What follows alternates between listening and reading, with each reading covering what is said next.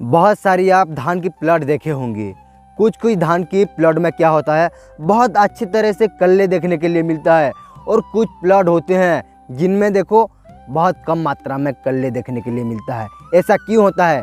वो देखो जिन जगह पे बहुत अच्छी तरह से कल्ले आए हैं उस जगह पे क्या होता है, वो ऐसे 3 गलतियाँ उसी जगह पे नहीं होता, जिसके कारण उसमें कल्ले अच्छी तरह से आ पाता है, और बाकी जो सारे जगह है जिसमें कल्ले नहीं आ पाते हैं, ये 3 गलती उसी जगह पे होता है। तो आज हम ये 3 गलती के बारे में जानेंगे, और इन तीनों गलती को आप अच्छी तरह से ध्यान करके सुधार लिए तो आपकी प्लॉट में भी बहुत अच्छी तरह से कल्ले आ सकते हैं। तो जान लेते हैं हम पहले गलती। देखो पहले जो गलती है वो है देखो खरपतवार। क्या करता है खरपतवार? देखो धान की फसल में देखो हमारी जो फर्टिलाइज़र, पानी और हमारा जो सनलाइट है, उन तीनों चीज़ों को क्या करता है, छीन लेता है।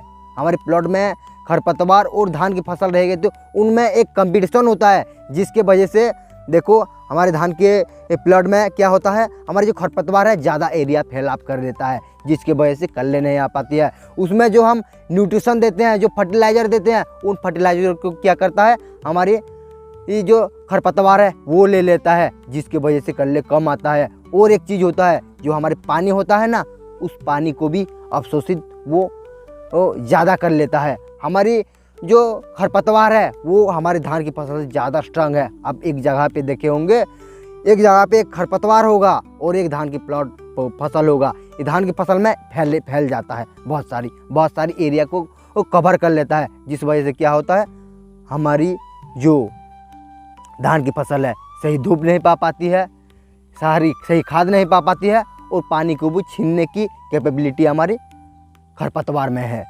इन खरपतवार के कारण हमारी धान की फसल में अच्छी तरह से कल्ले नहीं आ पाते।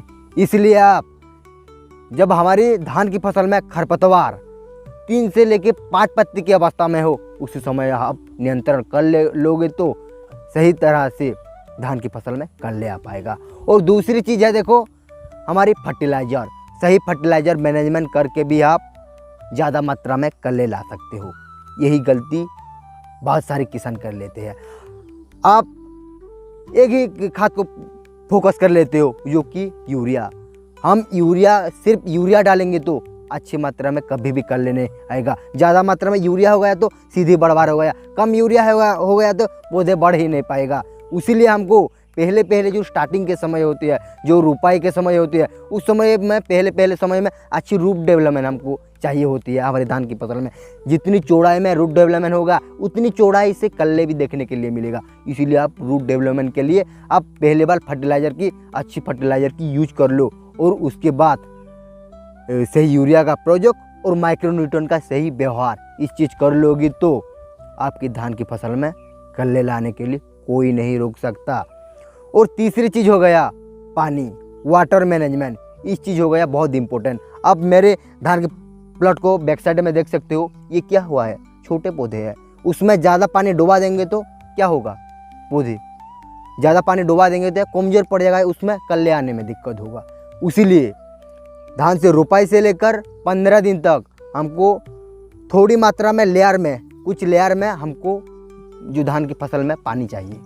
और उसके बाद जब पौधे बड़ा होते जाता है, उसी समय हमको पानी के लेवल धीरे धीरे ऊपर लेकर के जाना पड़ता है। वैसे करके हम वाटर मैनेजमेंट को सही तरह से ध्यान करेंगे तो हमारे धान की फसल में अच्छी तरह से कल्ले आ सकता है। और देखो इन तीनों चीज़ों को हम अच्छी तरह से कैसे ध्यान रखेंगे। अब लोग देखोगे मेरे धान की फसल में कल्ले नहीं आ रहे हैं तो खरपतवार नियंत्रण सही है, फर्टिलाइज़र मैनेजमेंट सही है, उसमें आप ध्यान कर सकते हो। मेरे वाटर मैनेजमेंट कैसे है, उन तीनों चीज़ सही है ना आपका, मैं आपको गारंटी देता हूँ बहुत अच्छी तरह से आपकी धान की फसल में कल्ले आएगा।